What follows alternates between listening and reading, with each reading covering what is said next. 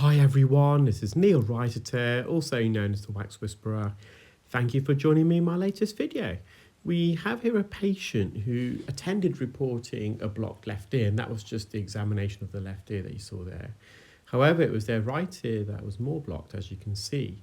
And in both ears, they've got very dry, matted, dark earwax and dead keratin. And I'm just commencing with their left ear first. Now, just to give you a bit of a backstory with this patient, about 10-15 years ago, they suffered from a loud explosion at work next to their left ear, which did, they feel, affect their hearing.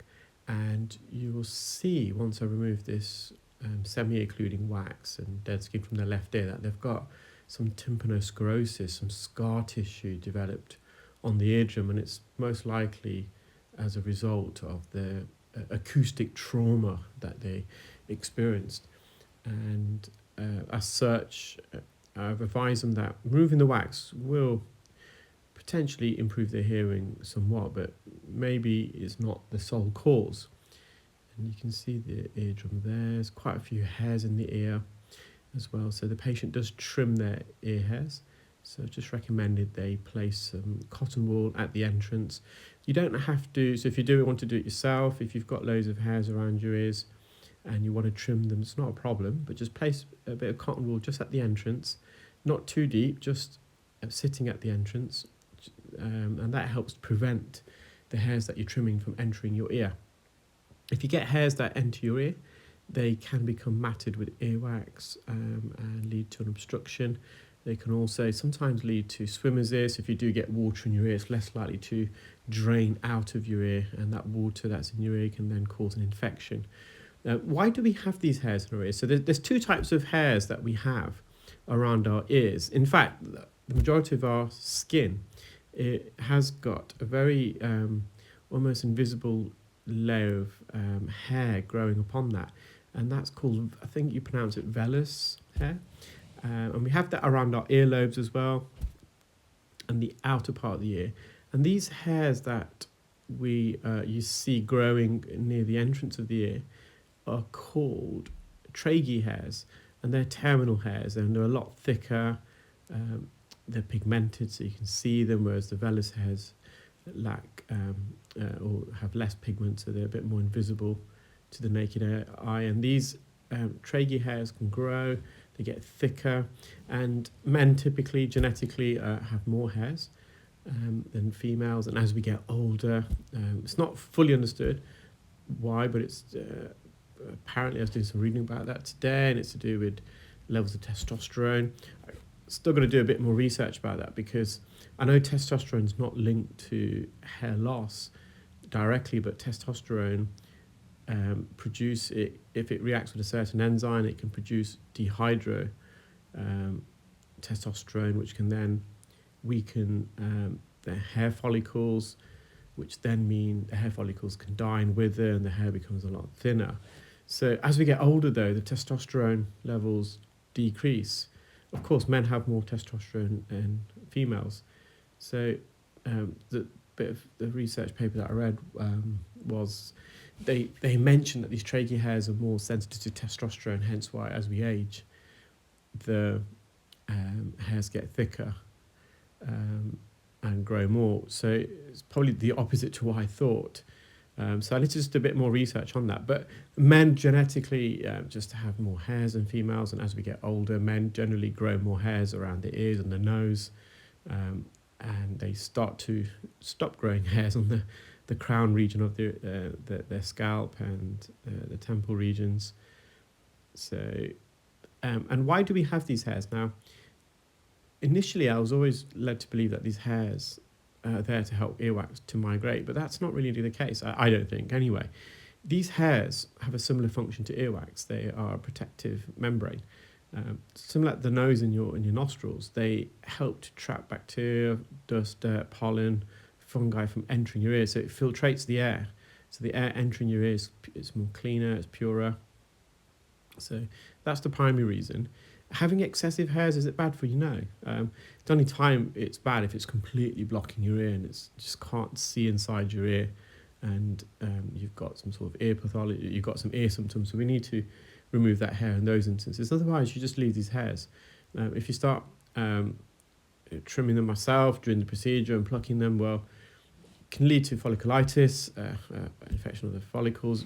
So I could be deemed, well, why did you need to do that? Well, what was the purpose of it? And I can't say, well, some YouTube fans don't like the hairs in the ear, so I've had to trim them for that reason. So there's not a clinical valid reason to remove them, unless they're obscuring the view, and that's fine. So if we do, I generally pluck them.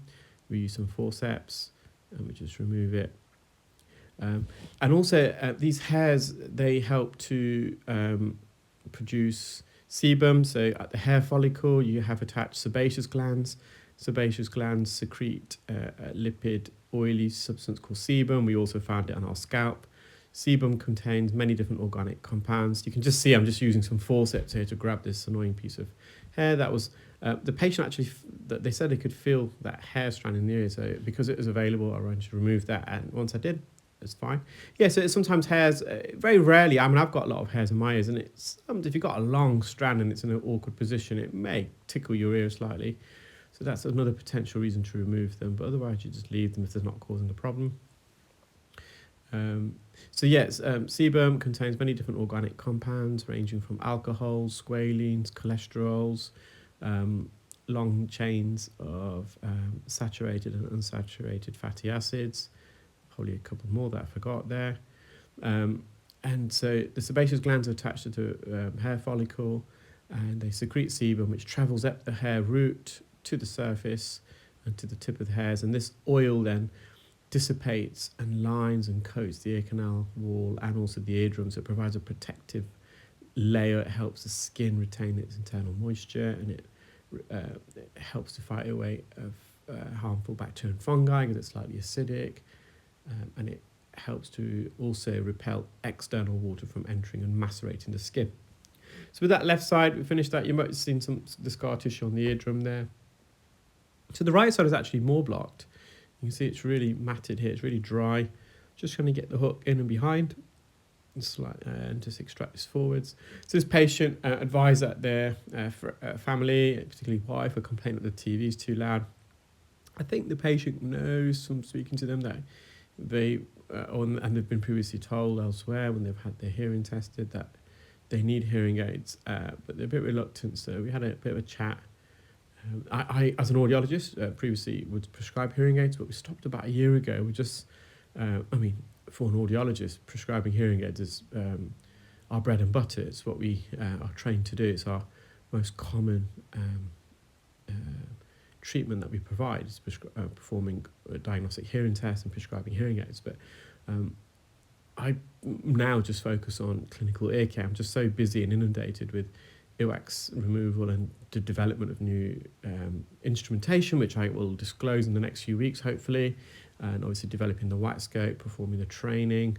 So I'm just so busy with earwax now that I've decided to stop prescribing hearing aids, just to make it viable. Otherwise, I was working really long hours, weekends, and didn't get much downtime. So the patient is aware. They have already been referred to the NHS or an NHS assessment, because they're not keen. It's probably the best thing for them to do first. They do want something discreet in the ears, but because they're unsure about hearing aids, and I advise just to try some NHS ones first, just to get an idea, feel of the hearing aids, before committing to go privately and obviously spending money on that. So the right ear, most of the wax is gone, dead skin's gone. It's going to try to remove some of this from the edge. We're on the anterior canal wall here, just using the Jobson horn. There's some evidence just where I am now that the patient may have used a cotton bud as a few woolly strands. Alternatively, it could be a bit of Aspergillus niger, which is a fungal strain that can occur in the ear. But I think it was a bit of cotton bud potentially. The patient did mention that they sometimes do use cotton buds. And you can see those hairs here, those trachea hairs, they have been trimmed. They're normally a lot longer, and they're quite thick, as you can see. And some of them are flush against the surface of the skin, so they have been trimmed. So there's a little hair there, but again, it didn't really affect the patient this side. There's a bit of dead skin around the edge now. going to remove a little bit of it, but I think it began to, I think when I was potentially doing some suction on some skin, it was clarinetting, it was flapping violently against the tip of the sucker, and that's quite noisy, not only for the patient but for me. So we just left it. The ear canal's unoccluded now, so it's a job well done. Just mopping up around the edge. So you can see there's quite a few hairs at the outer part. Now, these hairs should only grow on the outer third of the ear canal, the cartilage portion, because the skin has the dermis layer where the hair follicles reside. The skin deeper in the ear, on the bony part, they don't have the dermis layer, so the hair follicles can't be rooted. Well, I hope you enjoyed that video, guys. Take care, keep well, speak soon. Bye.